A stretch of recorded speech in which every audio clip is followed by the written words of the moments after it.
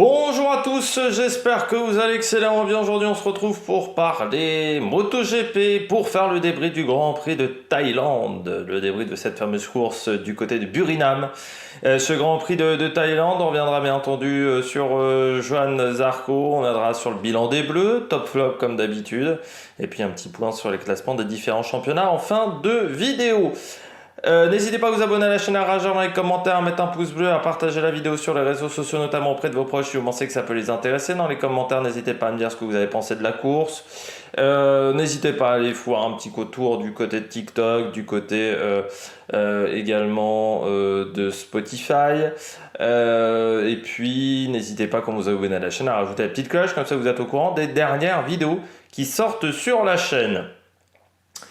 On commence tout de suite avec ce Grand Prix de Thaïlande. Grand Prix de Thaïlande donc sur le circuit de Burinam. Je suis pas un très grand fan du circuit de Burinam. J'ai toujours tendance à trouver que c'est un peu un Motegi version Wish. C'est un Motegi avec un peu moins d'âme, avec un peu version circuit moderne, mais pas forcément hyper fun. Mais souvent ça nous a donné des grands prix avec des dépassements. Contrario au fait que la piste, moi je l'ai jamais trouvé fantastique. En termes de pilotage. Et là encore, ça nous a donné un week-end difficile, tout simplement parce qu'on a eu beaucoup de pluie, un peu comme du côté de la Formule 1 à Singapour, pas mal de séances sur des pistes humides, voire séchantes, et ce qui fait que beaucoup de séances ont été décalées aussi dans les horaires, notamment le Grand Prix qui est parti avec plus d'1 heure et demie de retard, je crois.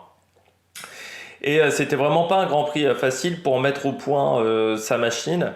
Et ça nous a donné un Grand Prix vraiment assez intéressant. Je pense que c'est un des Grands Prix marquants de la saison 2022 de MotoGP.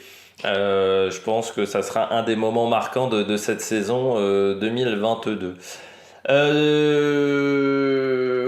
Je crois que voilà, on a un petit peu tout dit sur ce Grand Prix, voilà, qui a plutôt été intéressant, plutôt plaisant, avec aussi une belle bagarre en qualif, hein, que ça soit pour accéder à la Q1 avec les petites erreurs autour d'Aleix Espargaro, mais aussi pour accéder directement à la Q2, pardon, en Q1, mais également en Q2, il y a une belle bagarre, une belle surprise avec Marco Bezzecchi, qui a réussi à faire la pole devant Jorge Martin et Pecco Bagnaia.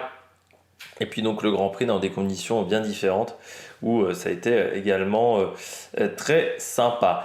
L'affaire Johan Zarco, c'est beaucoup dire, affaire pour certaines personnes, pas pour moi. Bon, Johan Zarco a respecté des consignes d'équipe, ce qui fait qu'il n'a pas dépassé Pecco Bagnaia en fin de Grand Prix et il s'est pris une volée de bois vert, comme disait Jones. Ils s'en est pris plein la gueule, sur Twitter notamment, mais pas seulement. Beaucoup de gens l'ont critiqué en disant oui, pourquoi il a respecté les consignes, pourquoi Ducati a appliqué des consignes d'équipe, voilà, ce genre de choses. Alors déjà, ça montre que certaines personnes ont quand même une méconnaissance du sport en général, un manque de culture sport, ce qui m'impressionne, et un manque de culture dans leur propre discipline, mais un manque de culture sport. Ça fait depuis des années en Formule 1 qu'il y a des consignes, voilà, et dans d'autres sports mécaniques, on l'a vu également en endurance aussi, du côté des bagnoles. Il y a des consignes, tout simplement parce que vous avez des moyens financiers qui sont énormes engagés sur la table. Ducati, ça fait depuis 15 ans qu'ils attendent de remporter un titre pilote. Ils n'ont jamais remporté un titre pilote avec un pilote italien. L'objectif, il y a 15 ans, c'était pas de remporter un titre pilote avec Casey Stoner. Ils l'ont remporté avec Casey Stoner parce que Casey Stoner était meilleur que Capirossi cette année-là, mais l'objectif au départ, c'était que Loris Capirossi soit champion du monde. Ça n'est jamais arrivé, et puis ensuite derrière il y a eu une grosse période compliquée chez Ducati, on a tenté avec Valentino Rossi, on s'est planté, ensuite il a fallu retravailler un petit peu la moto. Derrière, l'objectif était d'être champion avec Dovizioso, ils ont fini tout le temps en vice-champion du monde pilote. C'est bien sympa alors les titres constructeurs. Pour beaucoup de personnes, les titres constructeurs, ça correspond à pas grand chose. Moi, je t'ai toujours trouvé que c'était important un titre constructeur et un titre par équipe. Beaucoup considèrent que ça ne représente pas grand chose, même d'un point de vue marketing. Donc du côté de Ducati, s'ils mettent autant d'argent sur la table, au bout d'un moment, c'est l'objectif d'avoir le titre. Et ils sont dans une position qui est plutôt favorable maintenant pour aller chercher le titre. Ils ont 8 motos au départ. Alors, il aurait fallu que les autres constructeurs se plaignent qu'il y ait 8 motos Ducati au départ. Mais à partir du moment où ils ont 8 motos Ducati au départ, bah, ils profitent du fait que, bah oui, tout le monde est derrière Pecco Bagnaia. Voilà, vous avez un mec qui peut encore être champion du monde. Bon, avec Jake Miller aussi, mais c'est quand même, ça commence à devenir plus compliqué. Donc oui, c'est le leader. C'est le leader et forcément, bah, on aide le leader. Mais Pramac est une équipe satellite qui est énormément aidée par Ducati. Donc c'est un peu normal que les pilotes Pramac, voilà, ils aident un petit peu les pilotes Ducati. Mais c'est pas la première fois qu'on voit ça. Hein. Même entre équipiers, ça se voyait. À une époque, je pense, Colin Edwards, il n'a jamais vraiment menacé Valentino Rossi. Je crois que même Capi Rossi l'avait fait avec Casey Stoner. Je crois en 2007, même une fois Capi Rossi avait pas énormément attaqué Casey Stoner. C'est pour ça que je suis surpris que tout le monde s'effare de ces consignes d'équipe, alors que c'est dit depuis des années, et que là en plus, j'ai envie de dire que Johann Zarco a eu l'honnêteté de le dire à l'arrivée de la course que oui, il n'a pas attaqué Pecco Bagnaia, ce que d'autres ne faisaient pas en trouvant des fausses excuses. Oui, j'avais un problème avec mon pneu avant ou ce genre de choses. Lui, il a dit bon, non, on a des consignes depuis Misano. Et on se souvient de cette réunion à Misano. C'était une réunion entre pilotes pour dire bah voilà, maintenant le leader c'est Pecco Bagnaia et vous allez aider le leader. En Formule 1, AlphaTauri a fait ça pendant des années. Par exemple, sur le dernier Grand Prix de Singapour, Pierre Gasly, il n'a pas défendu énormément face à Max Verstappen. Voilà, bah parce que c'est la maison, c'est la famille. Pareil à l'époque de Sauber, quand Sauber avait le moteur Ferrari, bon bah Fisichella notamment ou d'autres ne défendaient pas énormément quand il y avait un pilote Ferrari à leur trousse.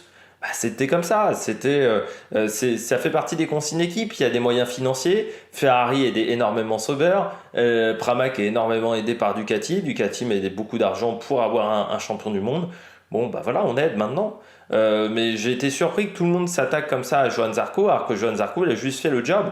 Voilà, il a un contrat avec Ducati, bah voilà, le contrat avec Ducati c'est il développe la moto, fait partie des mecs qui développent les nouvelles pièces. Et puis voilà, il aide ses leaders.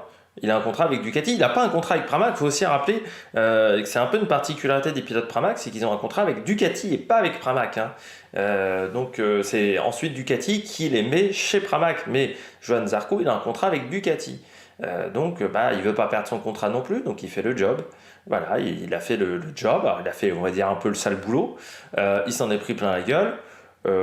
Parce qu'il y a beaucoup de gens qui ne comprennent pas l'histoire de la MotoGP, qui s'intéressent à une discipline, qui pensent être spécialistes de la discipline sans connaître l'histoire de cette discipline. Or, ça arrivait déjà plusieurs fois en moto, ce type de consigne d'équipe, et ça arrivait plusieurs fois dans d'autres sports mécaniques. C'est bien aussi d'avoir une culture en dehors d'une seule discipline. Ça permet de comprendre certaines choses parfois dans le sport. Mais voilà, je trouve qu'il a plutôt bien réagi en plus, Johann Zarco. Et j'ai vu plein de fans français lui en mettre plein la gueule. Alors que le problème numéro un, c'est pas que Johann Zarco il donne 3 points à Pecco Bagnaia. Le problème numéro un, c'est que Fabio Quartararo il avait pas de rythme ce week-end. C'est oublié le problème numéro un, c'est que Fabio Quartararo ce week-end il est 17ème. Voilà. S'il est dans les points, s'il finit 10ème, il n'y a pas le même débat. Sauf qu'il finit pas 10ème, il finit 17ème. Bon, peut-être ça déjà le premier problème. Du côté de la note de ce Grand Prix, j'ai mis 15 sur 20 parce que j'ai pris plutôt du plaisir à regarder cette course. J'ai trouvé que cette course était plutôt très intéressante même. Je pense que, voilà, encore une fois, c'est une course dont on se souviendra un petit peu. Même si, bon, encore une fois, je suis pas fan du circuit, je trouve que c'est un Motegi bis, mais le fait qu'on ait des conditions séchantes, il y a certains pilotes et certaines motos qui se révèlent dans ces conditions-là, et ça permet de ne pas avoir la même hiérarchie que d'habitude. Et surtout, on a eu un petit peu de bagarre pour la première place de ce Grand Prix, ce qui a été trop peu souvent le cas dans cette année 2022 où on n'a pas assez eu de bagarre pour la victoire. Donc là, on a eu une belle bagarre pour la victoire, donc c'était intéressant. On passe tout de suite au bilan des Bleus. Du côté du bilan des Bleus, je commence avec Fabio Quartararo. Pas de rythme dimanche, pas de rythme. Alors déjà Fabio, bon, ça a toujours été un de ses problèmes, c'est c'est pas le meilleur pilote sous la pluie. Ça c'est clair et net. Il y a mieux que lui sous la pluie, mais tu rajoutes à je suis pas hyper à l'aise sous la pluie et plus un autre facteur qui est je suis pas performant non plus quand il y a les conditions si chantes comme Johann Zarco, et tu rajoutes aussi un facteur, c'est que lui, contrairement à Ducati, il n'est pas aidé par ses équipiers. Donc ça n'aide pas non plus. Alors il a été aidé un petit peu par Crutchlow, hein, parce que Crutchlow s'est sacrifié, on va dire, à un moment, c'est vite dit, pour se faire dépasser par Fabio, sauf que Fabio n'avait pas de rythme. Et de toute manière, vu que chez Yam, ils n'ont pas une puissance de frappe phénoménale non plus au niveau des pilotes, c'est le vrai problème aujourd'hui de Fabio Quartararo, c'est qu'il est seul pour emmener l'équipe. Même Morbidelli, encore ce week-end c'était un peu mieux que d'habitude, mais Morbidelli est quand même pas foufou. Bon, Crutchlow c'est pas dingue, Binder c'est pas ça non plus. Et l'année prochaine ça sera encore pire parce qu'il y aura que 2 motos Yamaha. Donc pour récupérer beaucoup d'informations ça va être difficile du côté de Yamaha. Mais le vrai problème c'est qu'il est seul chez Yamaha. De l'autre côté, Ducati, ils ont 3, 4, 5 pilotes performants. Lui, il est seul à être performant. Oui, ça s'est pas bien passé pour Fabio ce week-end. Ça commence déjà vendredi avec on va dire un peu ce coup de colère contre Marini. Ça montre déjà un peu de fébrilité du côté de Fabio. Un peu cet énervement envers Luca Marini.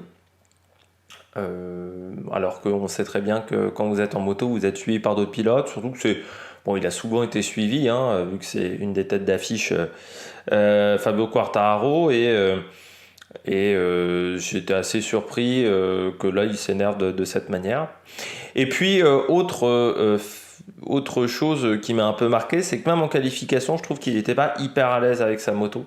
Je trouve que la moto bougeait pas mal sur ce circuit. Or, pendant toutes les conférences de presse d'avant week-end, il nous avait dit on va être à l'aise sur cette piste, on va être bien. Et même, je trouve, sur une piste sèche, je trouvais que du côté de Yamaha et de Fabio Quartararo, c'était pas excellent. Et puis sous la pluie, ça a été une catastrophe. Mais une catastrophe totale, c'est-à-dire qu'il n'avait aucun rythme. En plus, il fait une erreur de pilotage assez vite dans le Grand Prix, ce qui fait qu'il se retrouve au-delà de la 15e place très vite. Mais de toute manière, il n'aurait pas tenu parce que la moto ne fonctionnait pas dans ces conditions-là. Et ça a été le gros problème de Fabio Quartararo, c'est que la moto ne marchait pas dans ces conditions. Ça a été un week-end. C'est un week-end à oublier pour Fabio. C'est un week-end à oublier. Il n'y a pas d'autre chose à dire. Voilà, c'est un week-end catastrophe. Bon, maintenant à lui de passer à autre chose, de se reconcentrer sur Phillip Island, mais ça va pas être facile Phillip Island de se concentrer sur les 3 dernières courses. Il reste encore 75 points à prendre. Il a 2 points d'avance au championnat. 2 points d'avance sur Banaya, 20 sur Alex Espargaro. Maintenant il sait qu'il doit performer sur les 3 prochains Grands Prix, mais est-ce qu'il a la machine qui va fonctionner suffisamment bien sur les 3 dernières courses? Peut-être pas. Après, la solution, c'est peut-être KTM pour le sauver, mais l'Australie, on sait que les conditions peuvent être compliquées en Australie. La Malaisie, souvent il pleut pendant le Grand Prix. Et puis vous avez de toute manière, même si ces 2 courses-là se font sur le sec, la ligne droite à Phillip Island, il rend 20 km/h à tout le monde. Et pareil en Malaisie, sur la 2 lignes droites, ça va être au moins 15 km/h. C'est peut-être ça aussi le problème chez Yamaha, c'est de ne pas avoir de moteur. Mais ça a été une course catastrophique avec pas de rythme, pas à l'aise sur sa moto. Même Crutchlow était plus rapide que lui pendant une grande partie du Grand Prix. Donc ça ne marchait pas entre lui, sa machine et le circuit. Voilà, pour Fabio Quartararo, c'était pas performant. On poursuit avec Johann Zarco. Lui, contrairement à Fabio, plutôt un bon week-end. Ça s'est passé. C'est un week-end solide encore de Johann cette année. On sait très bien qu'il avait le rythme pour prendre la 3e place. Ça, faut pas se leurrer. Il a fait le sale boulot pour Ducati, pour aider Ducati. Mais surtout, Je trouvais qu'il avait été en difficulté sur les derniers week-ends. Il avait du mal à être constant pendant tout le week-end, à être régulier pendant une grande partie du week-end. Et là, à part en EL1 où ça a été compliqué, je trouve qu'il a fait un week-end solide. Il a vraiment très bien construit son week-end, Johan Zarco, ce qui n'était pas le cas, je trouve, sur les manches précédentes. Donc ça me rassure un petit peu par rapport à son état de forme en ce moment à Johan Zarco. Ensuite, dans les conditions séchantes, c'est l'un des meilleurs au monde hein, dans ces conditions humides et dans les conditions séchantes. Johan Zarco, il avait un très gros rythme. Alors je pense pas qu'il aurait pu taquiner Oliveira et Miller, parce qu'on a bien senti qu'à Burinam, vous aviez la capacité d'accélérer 3-4 tours, et puis ensuite votre rythme, enfin vous ne pouviez pas rester sur un très gros rythme plus de 3-4 tours. Ça a été le cas pour Oliveira. Oliveira sur ces 3-4 tours là, il va chercher Miller, mais ensuite l'écart avec Miller est resté assez stable pendant toute la course. Miller, il a été chercher Banaya, mais ensuite bon voilà, il n'avait pas le rythme pour aller beaucoup plus vite. Ça a été pareil pour Marc Marquez. Voilà, il avait un bon rythme pendant 3, 4, 5 tours et puis ensuite ça s'est un peu écroulé. Donc je pense que du côté de Johan Zarco, il aurait peut-être pu être sur les talons de Miller, mais je pense que la victoire d'Oliveira, aller chercher Oliveira, ça aurait été compliqué pour Johan Zarco. C'est un week-end solide, ça permet également à Pramac de prendre des points pour le classement des indépendants et pour le classement par équipe, d'être toujours bien positionné au niveau du classement par équipe. Voilà, c'est plutôt très satisfaisant le week-end de Johan Zarco. Après, bien entendu, c'est frustrant pour lui d'être obligé de se sacrifier un petit peu pour l'équipe, mais je trouve qu'il avait du bon rythme et c'est peut-être intéressant pour lui du côté de l'Australie, du côté de la Malaisie. Et puis, c'est peut-être également intéressant pour avoir un contrat un peu plus alléchant. Il s'est quand même bien sacrifié pour l'équipe, pour Ducati, pour le constructeur. Donc peut-être que ça l'aidera pour avoir des petites aides au niveau de son contrat, pour être un peu moins mis sous pression l'année prochaine du côté de Johan Zarco, ou peut-être pour qu'on l'aide à gagner une victoire d'ici la fin de saison. On passe à Tech 3. Tech 3, week-end un peu moins difficile que d'habitude du côté de Tech 3. Les conditions humides ont un petit peu aidé, avec une place intéressante de Raoul Fernandez, qui prend les points quand même dans ces conditions humides. Surtout qu'il y a un moment pendant le Grand Prix, il était 11 ou 12, donc il a perdu pas mal de rythme en fin de Grand Prix. Mais même en qualification, hein, 16 et 18 pour Raoul Fernandez et Rémi Garner. C'était un peu mieux que d'habitude, un peu plus dans le tempo que d'habitude, même si l'écart avec l'équipe officielle KTM est quand même important en termes de rythme. On s'aperçoit qu'il y a quand même un gap encore de performance entre l'équipe 1 et l'équipe satellite. Pardon, du Bayou, un petit peu de fatigue. Mais du côté de KTM, je trouve que, enfin du côté de Tech 3, je trouve que c'était un peu mieux que d'habitude. Le week-end, encore une fois, un petit peu comme Johan Zarco, un peu mieux construit également que d'habitude. Après, c'est dommage pour Rémi Garner, c'est que voilà, il se retrouve derrière Raoul Fernandez. Et puis en plus, il abandonne pendant le Grand Prix, donc ça, c'est pas l'idéal pour Rémi Garner par rapport à Raoul Fernandez. Rémi Garner qui est toujours qui voudrait avoir un poste de pilote. Il y a encore des places de disponibles en MotoGP, bon, elles sont plus très nombreuses. Vous avez également des places de disponibles en Superbike. Là, elles sont un peu plus nombreuses, parce que je pense qu'il va y avoir pas mal de turnover l'année prochaine du côté du Superbike. De ce que j'entends, c'est pas le championnat que je suis le plus, le Superbike, parce qu'il faut avoir du temps aussi pour suivre le Superbike, mais j'ai l'impression qu'il va y avoir pas mal de turnover l'année prochaine, et qu'un Rémi Garner ou d'autres pilotes pourraient tenter de rejoindre les rangs du championnat moto Superbike. On passe tout de suite au pilote au top. On passe au pilote au top et on commence tout de suite avec le vainqueur du jour, Miguel Oliveira, le portugais, pilote de l'équipe KTM. On voit déjà que KTM finit très très bien la saison. Alors comme l'avait dit Brad Binder notamment, cette moto elle est performante quand il n'y a pas de grippe. Donc autant vous dire que sur cette fin de saison, pour le moment, nous avons pas mal de courses sous des conditions humides et difficiles, mais je trouve quand même qu'il y a un regain de performance même sur le sec du côté de la KTM. On a peut-être retrouvé des choses. Il semblerait que le vrai problème en fait de KTM, c'est qu'ils n'aient pas choisi le bon châssis en début de saison. Qui se sont un petit peu perdus pendant les essais de pré-saison, pendant l'hiver, avec différents châssis, comme souvent. C'est une équipe qui a beaucoup de moyens, mais qui se perd très facilement, hein, KTM, en faisant beaucoup de mauvais choix, parfois. Et ce qui fait que là, bon, ils auraient retrouvé ils auraient enfin trouvé des réglages qui fonctionneraient avec ce châssis. Et surtout, Miguel Oliveira, il nous rappelle que ça reste un pilote qui est capable d'être très performant. Cette année, vainqueur de 2 Grands Prix sous la pluie, l'Indonésie, la Thaïlande. Il a montré également de bonnes choses sur certaines courses. Le problème de Miguel Oliveira, ça a été peut-être un manque de régularité au niveau des performances, mais il avait été également 5e à 2 reprises au Japon le week-end dernier, et du côté du Grand Prix du Portugal à Portimao, 6e du côté de la Grande-Bretagne.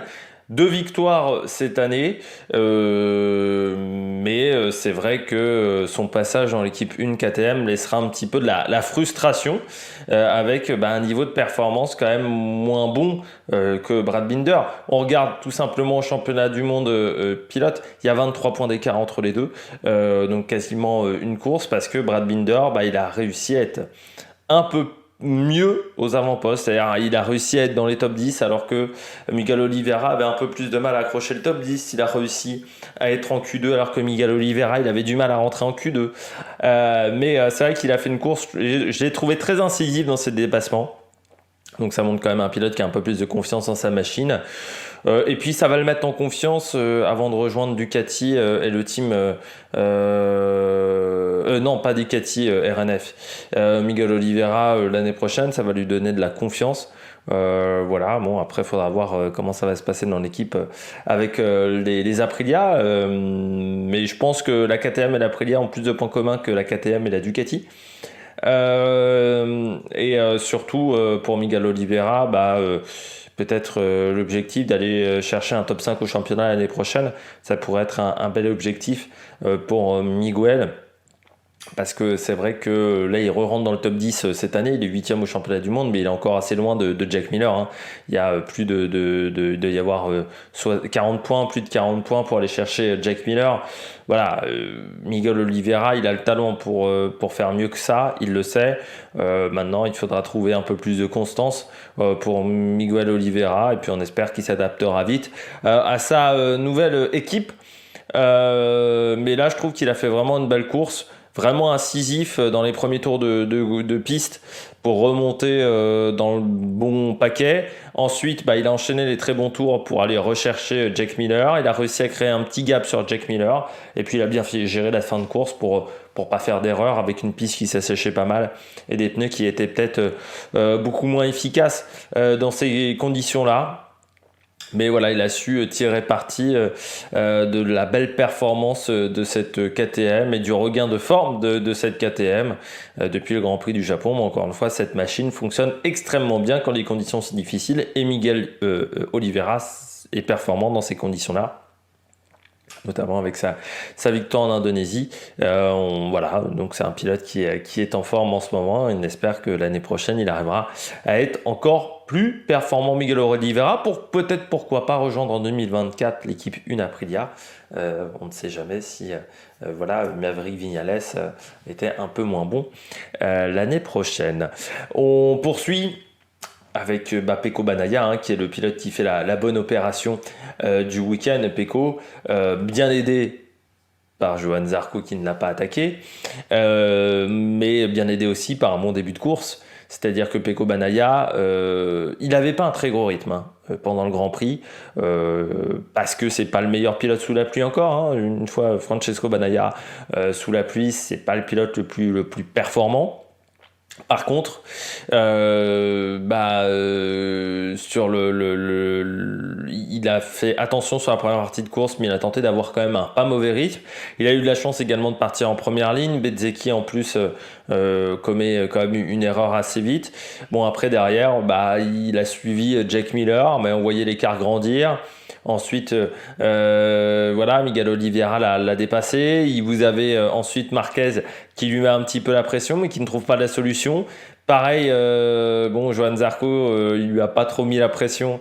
Il n'a pas tenté de dépasser, mais c'est la bonne opération de ce week-end parce que Aleix Espargaro a fait des erreurs. Parce que Fabio Quartararo n'avait pas de rythme et donc forcément il revient à 2 points au championnat du monde pilote.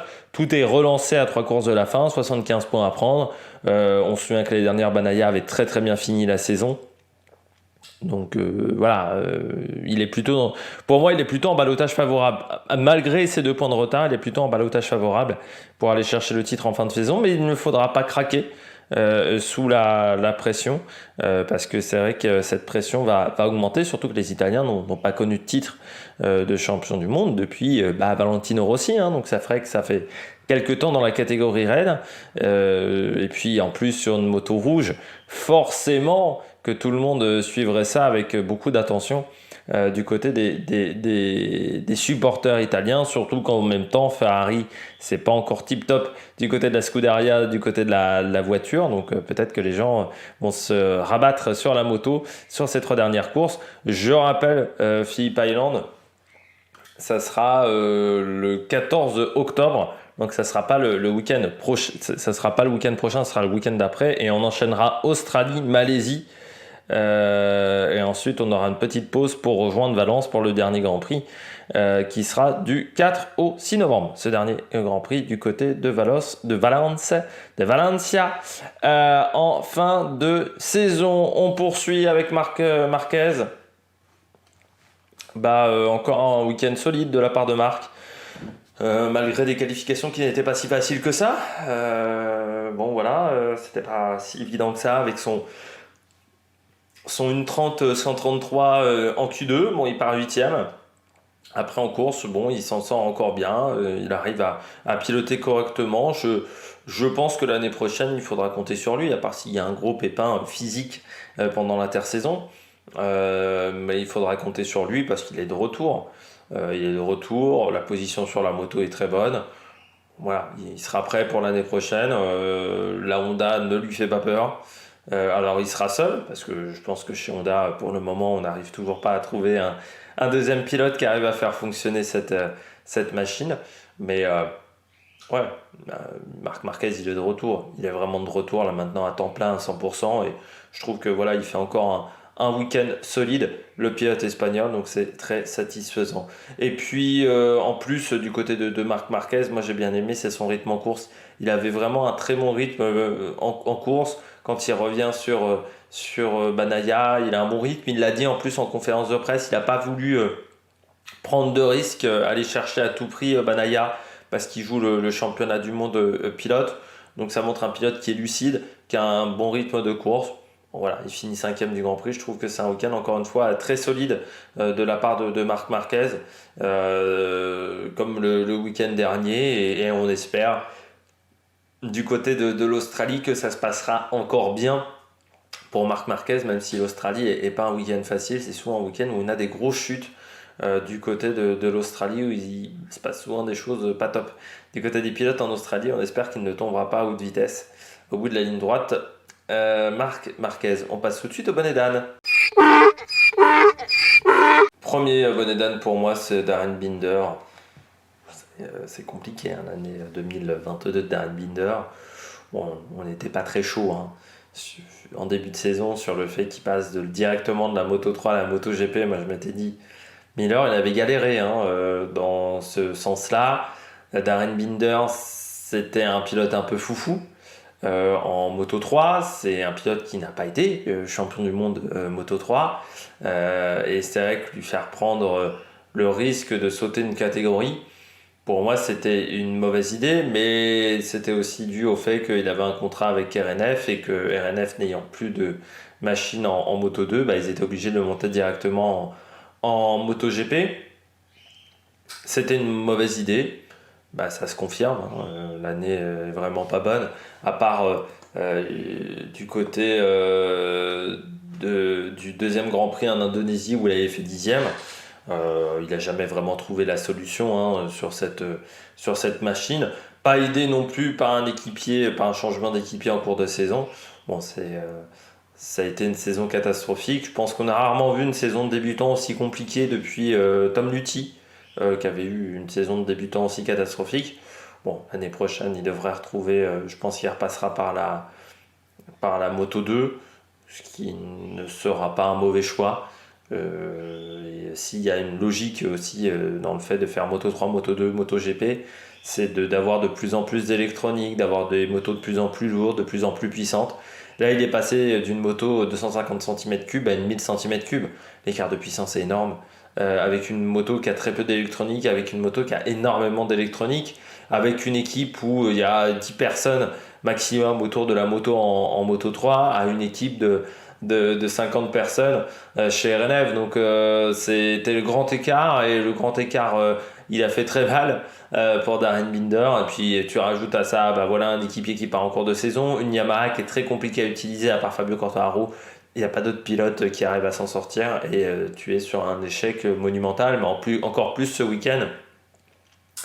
L'écart de performance, il est important parce qu'on était sur un week-end sous la pluie, où bah, c'est un peu là où il s'en est sorti le mieux, je trouve, cette année. Et surtout, bah, il est derrière Petrucci. Petrucci qui est remplaçant de dernière minute, qui n'avait jamais roulé sur un 4 en ligne en MotoGP. Depuis, enfin voilà, dans ses bonnes années, il était sur des V4, donc là il est passé sur un 4 en ligne avec une Suzuki. On a bien l'impression que Suzuki sur cette fin de saison c'est un peu roue libre. Et il finit quand même devant Darrell Binder. Donc c'est vrai que pour Darrell Binder, ça a été vraiment un week-end encore une fois compliqué. Bon. Sa saison est compliquée, beaucoup de chutes, beaucoup de manque de rythme tout simplement. Son seul fait d'arme pour le moment, c'est d'être devant les deux pilotes Tech 3. Mais c'est un fait d'arme quand même très léger pour Darrell Binder. On poursuit du côté des pilotes bonnet d'âne avec Alex Rins. Bon, voilà, c'est la confirmation que chez Suzuki. Je mets même Alex Rins alors que j'ai du mal à savoir si c'est Alex Rins ou Suzuki. C'est dommage que ça se finisse comme ça, Suzuki. Champion du monde quand même, pilote en 2020. Ils font une très grosse saison 2020, même si Alex Rins fait pas mal d'erreurs de pilotage. L'année dernière, ils ont des gros soucis d'électronique, mais ils arrivent quand même à faire des bons résultats sur certaines courses, là, même s'ils sont un petit peu inconstants pendant la saison. Et puis là, cette année, bon, c'était plutôt bien parti en début d'année. Et puis après, derrière, là, depuis l'Allemagne, enfin voilà, depuis l'annonce du retrait, c'est catastrophique, hein, en termes de niveau de performance. Et puis là, bon, on a bien compris, et c'est tout à fait normal que Suzuki ne met plus de moyens sur la table. À partir du moment où, de toute manière, pour Suzuki, ça n'a plus d'intérêt de mettre des moyens sur la table. Pourquoi il mettrait de l'argent, Suzuki? Voilà, il faut dire la vérité aussi. Il n'y a plus d'intérêt à mettre de l'argent dans l'équipe, en sachant que l'année prochaine, ils seront plus là. Donc, ouais. C'est dommage que ça se finisse comme ça en autre boudin, mais j'ai presque l'impression que David Abrivio l'avait senti, hein. C'est pour ça qu'il était parti chez Alpine. Voilà, j'ai l'impression que déjà, depuis qu'ils avaient cherché le titre, c'était compliqué pour Suzuki et David Abrivio, et c'est pour ça qu'il est parti chez Alpine, David Abrivio, parce que voilà, c'était un peu compliqué. J'ai l'impression avec la direction du côté de chez Suzuki. Et puis je termine avec Alex Espargaro. Week-end difficile avec Espargaro, il y a quand même deux erreurs. La première, bah, c'est de rentrer au stand à 1 minute 30 de la fin de la séance de qualification, et de finir bah, à être éliminé de la Q1. Ça, c'est quand même une erreur bête de la part d'Aprilia du côté d'Aleix Espargaro, parce que c'est incroyable qu'il ne soit pas resté en piste pour enfin voilà, non, c'est incroyable de partir de la qualif 2 minutes avant, quoi, alors que tu sais que normalement la piste s'améliore au fur et à mesure. donc il aurait dû le sentir quand même que son chrono allait peut-être pas tenir, même si à ce moment-là il avait une petite avance, que l'avance n'allait peut-être pas suffire. Et puis après derrière, après ce mauvais calcul, en course, beaucoup trop offensif sur Brad Binder, la pénalité est totalement justifiée et c'est une erreur parce que quand tu vois le rythme en fin de Grand Prix qu'avait Alex Espargaro, il aurait pu grappiller beaucoup plus de points qu'il ne l'a fait sur Fabio Quartararo et il aurait pu se retrouver, je sais pas moi, à 205 points et à 205 points, t'es 14 points de Fabio, t'es à 12 points de Bagnaia et t'es vraiment de retour pleinement dans le match. Là, c'est pas perdu, il est à 20 points. Mais il est encore à 20 points. Il reste 3 Grands Prix, 75 points à les récupérer. Certes, Phillip Island, je pense qu'ils seront performants. Valence, je pense qu'ils seront performants aussi du côté de chez Aprilia. Mais c'est quand même son moins bon résultat. Ça fait 2 mauvais résultats pour Alex Espargaro, 16e et 11e sur les 2 dernières courses. Il était quand même sur une série de beaucoup de résultats cette année dans le top 10, donc c'est un petit peu dommageable. Voilà, sur une piste où je pense qu'en plus la Aprilia pouvait être efficace et a été efficace pendant le Grand Prix parce que Maverick Viñales, malgré le fait qu'il était perdu complètement dans ses réglages, en essai libre, il finit 7e du Grand Prix. Donc je pense qu'aller chez Espargaro, il pouvait finir au moins 7e de la course, voire peut-être mieux. Voire peut-être aller chercher la 5e place en ne faisant pas cette erreur d'être beaucoup trop offensif sur Brad Binder. Voilà, c'est une erreur. C'est peut-être sa première erreur, Alex Espargaro, depuis le début de saison, parce que c'est vrai qu'il est très régulier et très performant. Mais c'est une erreur qui lui coûte un petit peu de points et j'espère que ce n'est pas des points qui lui manqueront en fin de saison pour aller chercher le titre de champion du monde pilote ou un titre de vice-champion du monde. On a fini les top et flop. On passe désormais au classement des différents championnats. Championnat du monde pilote à l'écran. Fabio Quartararo donc, qui a 2 points d'avance sur Francesco Bagnaia. Alex Espargaro est 20 points derrière. Donc rien n'est joué même pour Bastianini et Jack Miller. Jack Miller est à 40 points. Bastianini est à 39 points. Il en reste 75 à aller chercher. Donc il y a encore 5 pilotes qui peuvent être qui ont encore des possibilités, même si elles sont minces, d'être champions du monde pilote. On retrouve ensuite Brad Binder, Johann Zarco. Johann Zarco qui a 3 points de retard sur Brad Binder et qui a 20 points d'avance sur Miguel Oliveira. Jorge Martin, 9e. Maverick Viñales, 10e avec 122 points. On retrouve ensuite Alex Rins, Luca Marini. Le premier débutant est Marco Bezzecchi, dommage. Belle pole position, mais en course ça a été beaucoup plus compliqué pour le pilote italien. Joan Mir est 15e, Alex Marquez est 16e, et puis Di Gianantonio vient 20e, Darren Binder 22, 23 pour Gardner, 24 pour Fernandez et Carl Crutchlow toujours 25e. Du côté du classement constructeur, c'est Ducati qui est en tête. Je rappelle que le titre est déjà acquis pour Ducati. Derrière, la bagarre entre Aprilia et Yamaha, 11 points d'écart pour Aprilia sur Yamaha. On retrouve ensuite KTM et puis derrière Suzuki qui est toujours devant Honda, mais il n'y a plus que 14 points d'avance pour Suzuki par rapport à Honda pour la dernière place du championnat du monde constructeur. Puis du côté du championnat du monde par équipe, Ducati est en tête avec 396 points devant Aprilia 321 points. On retrouve ensuite KTM qui a la 3e place grâce à la victoire. Il repasse devant Pramac qui est 4e, mais il y a seulement 7 points d'écart entre ces deux équipes. Un top 4 exclusivement composé d'équipes européennes.